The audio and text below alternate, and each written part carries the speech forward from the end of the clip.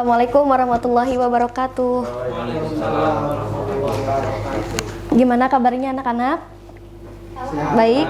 Alhamdulillah ya. Semoga kita selalu sehat, selalu diberikan kesehatan, karena dengan sehat kita dapat belajar, terus menambah ilmu wawasan di sekolah gitu, terus dapat berinteraksi dengan teman-teman sebaya kayak gitu ya.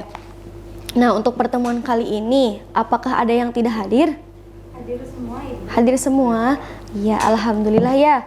Semoga kedepannya juga kalian bisa tetap sehat dan bisa tetap hadir untuk mengikuti pelajaran-pelajaran selanjutnya ya.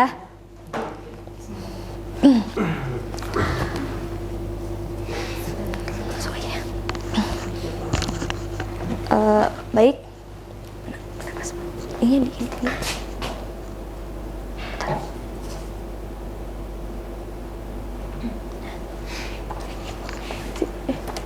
Kemana sih, salah?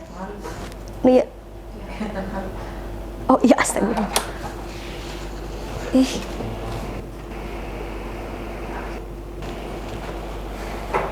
Pak ini kejar.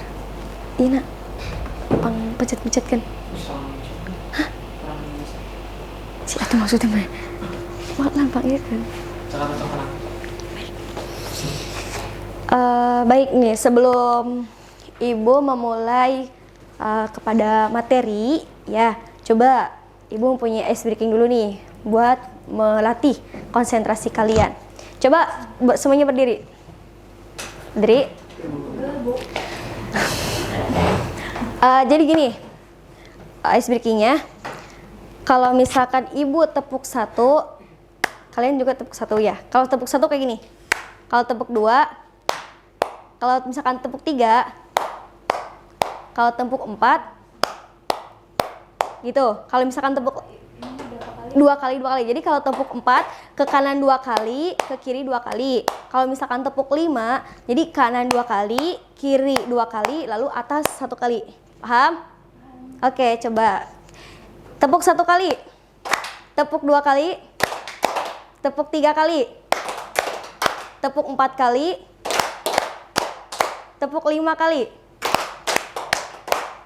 tepuk tiga kali, tepuk lima kali, tepuk lima kali tiga kali, tepuk lima tiga kali. Yang cepat. Jadi gini, kalau misalkan tepuk lima tiga kali, kayak gitu, paham nggak? Kalau misalkan tepuk lima tiga kali, berarti langsung aja.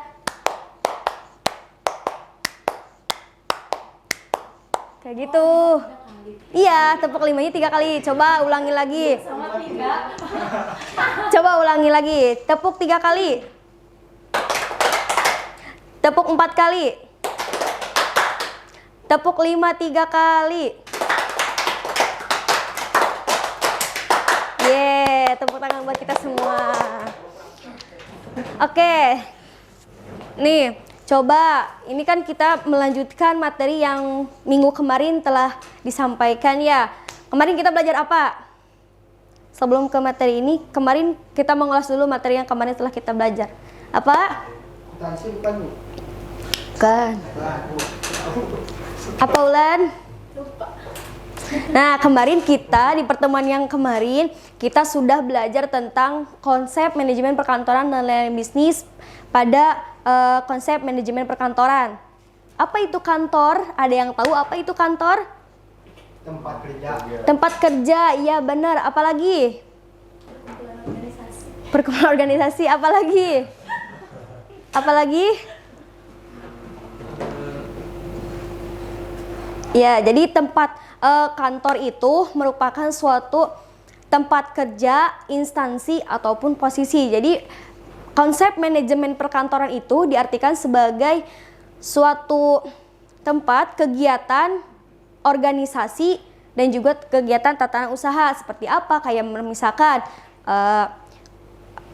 seperti halnya pengumpulan data, penyimpanan data, dan juga pendistribusian data, di mana kemarin kantor itu memiliki fungsi-fungsinya, yaitu terdiri dari fungsi utama dan juga fungsi pendukung. Lalu dikuatkan lagi dengan beberapa asas, gitu, di mana asasnya itu terbagi menjadi 3. Itu ada asas sentralisasi, ada asas desentralisasi, dan juga ada asas dekonsentralisasi. Baik, coba nanti diingat-ingat lagi ya materi yang sudah kita pelajarin. Coba kita lanjut, masih tetap di konsep manajemen perkantoran dan layanan bisnis, tapi kita sekarang menjelaskan tentang layanan bisnis. Layanan bisnisnya, apa sih itu layanan bisnis? Ada yang tahu? Coba, ada yang tahu apa itu layanan bisnis?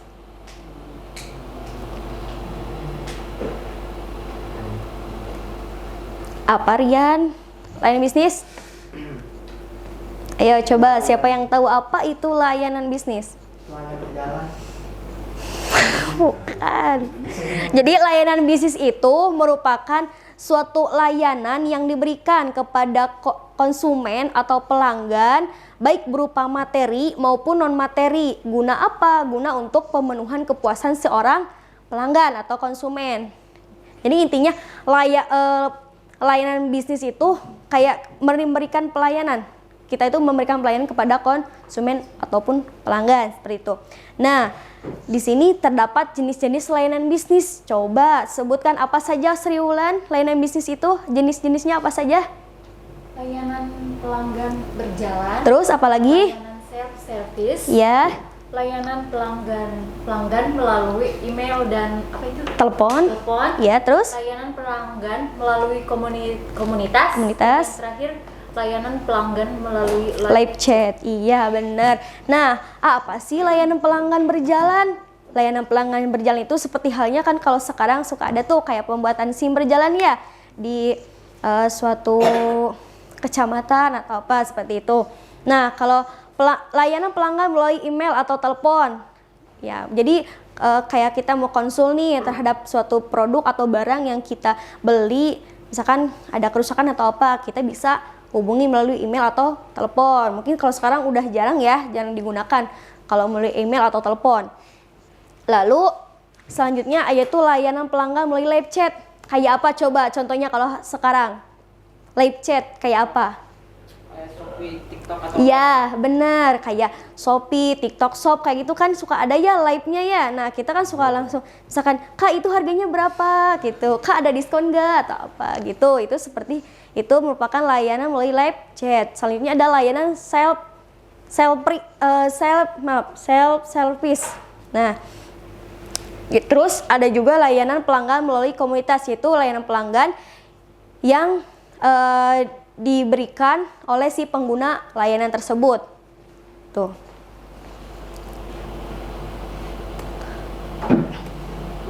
Lanjut kepada jenis-jenis bisnis. Coba Rian, ada berapa jenis bisnis Rian? 4. Ada 4. Apa saja Rian sebutkan? Aktivitas, Berdasarkan aktivitas. Lalu, penggunaan, ya. motif, Terus dan badan usaha. badan usaha. Jenis bisnis berdasarkan aktivitas itu dibagi menjadi 4 bagian. Yang pertama apa? Ada bisnis ekstraktif. Bisnis ekstraktif itu merupakan bisnis penggalian barang-barang tambang. Seperti apa? Barang tambang, batu bara. Terus apa lagi?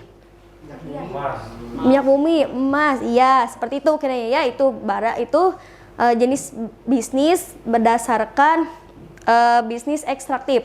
Yang kedua yaitu berdasarkan aktivitas pada agraris, seperti halnya apa? Pertanian, peternakan, kayak gitu. Lalu aktivitas berdasarkan industri yaitu seperti apa? Seperti halnya bisnis yang menghasilkan suatu barang seperti manufaktur, kayak gitu.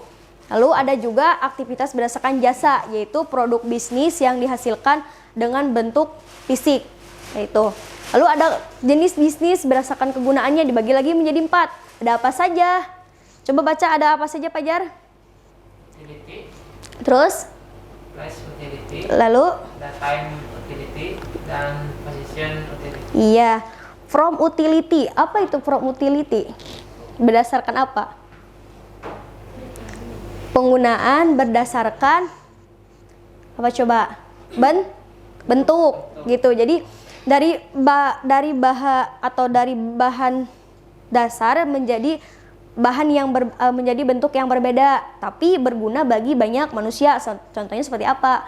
Kayak bata, ya, genting. Itu kan dari dasar dari bahan yang hampir sama tapi berbeda bentuknya tapi bermanfaat bagi banyak manusia, seperti itu. Lalu ada place utility. Place utility itu apa? Berdasarkan tempat. Jadi pemindahan dari suatu tempat ke tempat yang lain. Lalu ada time utility. Apa itu time utility? Yaitu berdasarkan penggunaan berdasarkan waktu. Jadi ketika adanya si barang tersebut tuh bermanfaat bagi banyak orang, seperti hanya kayak misalkan kayak kotak pos kayak gitu contohnya. Lalu ada possession utility. Itu possession utility itu apa? Ada yang tahu apa itu possession utility? Ada yang tahu nggak apa itu possession utility? Bukan posisi. Possession utility itu adalah berdasarkan kepemilikannya. Jadi penggunaan bisnisnya itu berdasarkan kepemilikan. Seperti apa? Kayak yang punya toko, kayak gitu, kayak penjualan itu ya. Lalu jenis bisnis berdasarkan motif dibagi lagi menjadi 2. Ada apa? Ada orientasi profit dan juga nirlaba. Lalu ada juga badan usaha. Seperti halnya apa? PT, CV, firma, yayasan, dan juga koperasi. Dapat dipahami? Paham ya? Nah, lanjut kepada manfaat bisnis. Apa saja sih manfaat bisnis? Coba Agung sebutkan.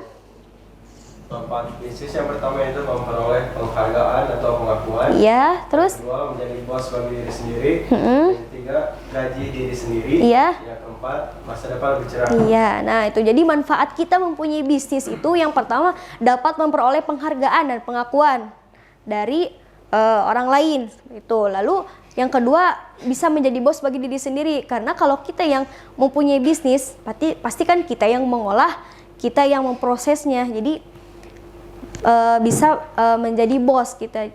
Yang ketiga yaitu gaji diri sendiri gitu, karena dari kita, oleh kita, dan juga untuk kita sendiri gitu. Terus yang keempat, masa depan lebih cerah, karena dengan bisnis ketika kita bisa mengolahnya, ketika kita bisa membuatnya lebih baik, itu maka masa depan kita akan cerah oleh bisnis yang kita buat, seperti itu. Nah, lalu ada karakteristik bisnis. Coba Ahilmi sebutkan apa itu karakteristik bisnis? Karakteristik bisnis. Bisnis terlibat dengan tujuan mendapatkan keuntungan. Bisnis adalah untuk meningkatkan kekayaan dan kesejahteraan masyarakat. Bisnis menciptakan permintaan dan kebutuhan manusia. Bisnis adalah memproduksi, membeli, menjual produk dan jasa kepada konsumen. Iya, benar. Jadi karakteristik bisnis itu merupakan suatu menciptakan permintaan dan kebutuhan manusia. Gunanya untuk apa? Seperti halnya memproduksi, membeli, menjual produk dan jasa kepada para konsumen. Seperti itu. Nah, selanjutnya kita akan membahas tentang K3. Apa saja itu K3? Pertama, keselamatan. Yang kedua, kesehatan. Dan juga yang ketiga, kerja. Nah, tujuan K3 itu terciptanya keselamatan tenaga kerja saat sedang bekerja dan setelah bekerja. Kenapa sih harus ada K3 dalam perusahaan, dalam manajemen perkantoran dan bisnis itu? Kenapa harus adanya K3? Agar aman. Ya, benar, agar aman. Terus agar apa lagi? Minimalisir kecelakaan. Ya, benar, dapat meminimalisir kecelakaan, karena dengan K3 itu kita bisa lebih berhati-hati saat proses kerja, seperti itu. Nah, lalu selanjutnya yaitu persyaratan K3. Apa saja sih persyaratan K3? Coba Sri Wulandini sebutkan apa saja persyaratannya. Yang pertama yaitu dilarang berlari-lari di kantor. Yang kedua, lantai harus tidak licin. Ya. Ketiga, semua yang jalan di lorong diatur arahnya. Dan yang Empat. terakhir, mengganti Ubin. yang retak. Nah, itu. Jadi di antaranya ini persyaratan K3 itu, karena dengan kita menjaga keamanan dan kenyamanan di kantor, maka kita akan terselamatkan dari bahayanya ketika kita saat bekerja. Seperti apa? Dilarang berlari-lari di kantor gitu. Jadi jangan terlalu bergesa-gesa ketika saat bekerja. Nah, terus yang kedua, lantai harus tidak licin. Seperti itu. Jadi ketika ada OB yang membersihkan tuh harus diatur itunya airnya jangan terlalu basah karena akan dapat membahayakan para pekerja kantor saat berjalan, seperti itu. Terus yang ketiga, semua yang jalan di lorong diatur arahnya gitu. Jadi tidak tidak berlawanan. Jadi ada khusus jalannya. Seperti kan kalau misalkan mengangkut barang nih, jadi harus pakainya jangan pakai tangga, tapi pakainya pakai lift khusus pengangkut barang gitu. Lalu yang keempat itu mengganti ubin yang retak. Nah itu kan bisa saja nanti dapat mengakibatkan kaki celaka atau apa seperti itu. Lalu selanjutnya adalah 5R.